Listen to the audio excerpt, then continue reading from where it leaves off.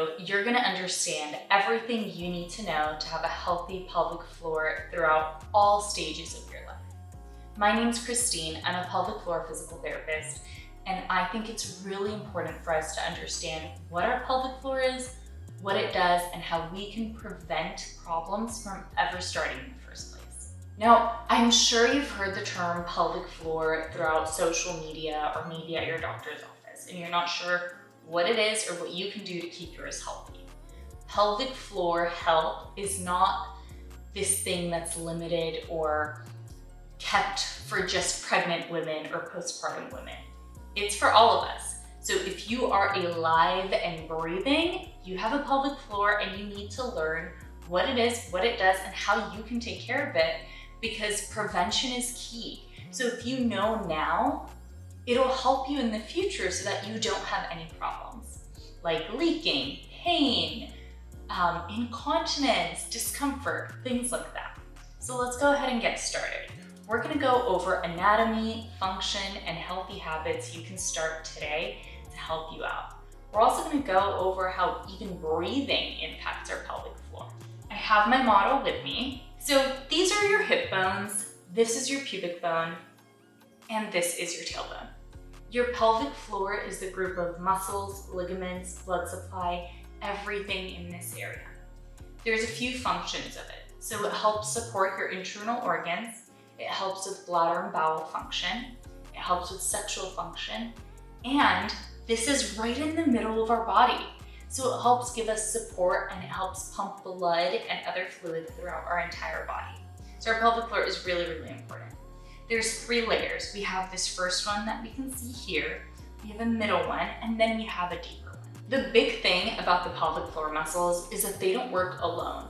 So they use support from your hip muscles, your abdominal muscles, your back muscles. They're all very connected because when one of them activates, the others do as well. So they're called co-contractors. When you activate your glutes, your pelvic floor muscles start working as well. When you activate your deep core, your pelvic floor starts to work as well. And when you breathe, your pelvic floor works as well. So when you inhale, your diaphragm moves down, and that helps lengthen the pelvic floor. And when you exhale, the pelvic floor tightens and lifts back up as the diaphragm moves out of the way. So breathing is really important. That's why a lot of times people that are sucking in their stomach or hold their breath a lot are always pushing and straining really hard and not breathing throughout their daily activities or throughout their exercise will end up having some sort of pelvic floor dysfunction, because you're supposed to use your breath and that helps your pelvic floor. So they really go hand in hand, and breathing is so, so important. We'll get into how breathing helps stress management and how stress management is also related to your pelvic floor in just a second. So now we know where they are, what they do, and what their role is. What do we do about it? Well, there's a few things. 1, strength training. And I don't mean do Kegels, I don't mean just do glutes or just do abs. I mean overall strength training. And the reason strength training is so important for women is we start to lose 3 to 8% of our muscle mass each decade after the age of 30. Muscle is the biggest organ in our body, so our skeletal system is the biggest system, right? And if we start losing muscle mass, we can't do our daily activities as well.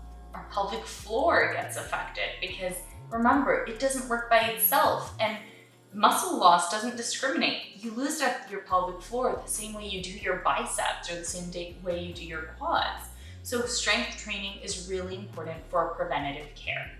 It's also important if you're premenopausal or postmenopausal as well, because it releases anti-inflammatory myokines that help combat some of those hormonal changes. So strength training, super important. Don't even get me started about the effects of strength training for pregnant women. It helps with fetal development. It helps with your recovery postpartum. And it helps with your mental health postpartum.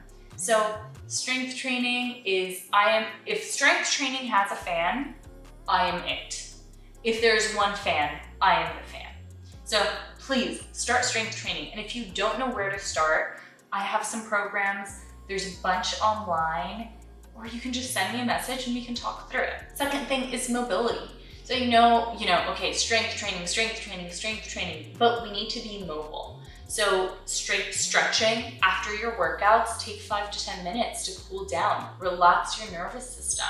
Our nervous system plays a huge role in our pelvic health.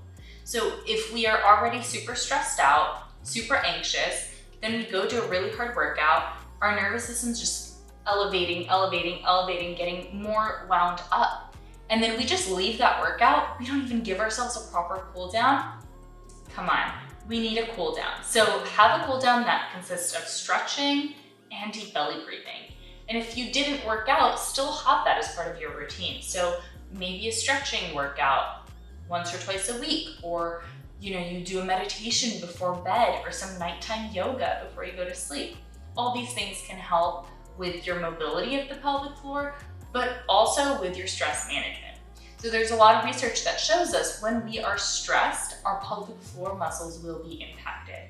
So there are people that will have more leakage when they're stressed out, they'll become more constipated, or they're actually gonna have diarrhea if they're stressed, and that all affects the pelvic floor. Pelvic floor and stress go hand in hand. The other thing that happens is when we are stressed, we end up tensing our muscles. We tense down here too. So stress management, super important. And of course, walking and getting your cardiovascular health in. Get your blood pumping. So that could be walking, that could be running, that could be cycling or stairs or dancing. Whatever you enjoy, do that thing. I know it can be really intimidating, but I wanted to make this video to make pelvic floor less scary and help you understand what you should be doing and where you can get started.